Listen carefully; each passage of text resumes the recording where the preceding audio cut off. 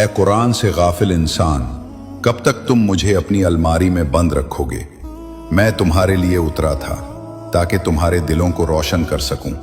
میں سورۃ الملک ہوں، مجھے ہر رات پڑھو، میں تمہیں قبر کے عذاب سے بچا لوں گی، زمین کے اندھیروں میں تمہارا نور بنوں گی۔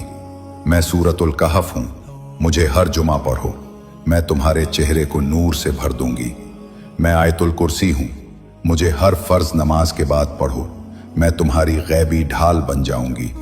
میں سورۃ البقرہ ہوں، مجھے اپنے گھر میں پڑھو، میں شیطان کو باہر نکال دوں گی اور تمہارے گھر کی محافظ بن جاؤں گی۔ میں سورۃ یاسین ہوں، مجھے مرنے والوں کے لیے پڑھو، میں ان کا آخری سفر آسان کر دوں گی، اور زندگی میں بھی مجھے پڑھو کیونکہ میں قرآن کا دل ہوں۔ اے آدم کے بیٹے، اگر تم نے مجھے پڑھا ہوتا تو میں تمہارے حق میں گواہی دیتا اور آسمانوں میں تمہارا نام بلند کرتا۔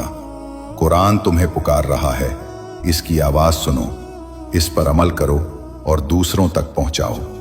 کیا پتہ تمہارا ایک شعر کسی کی زندگی بدل دے اور وہ قرآن پڑھنا شروع کر دے۔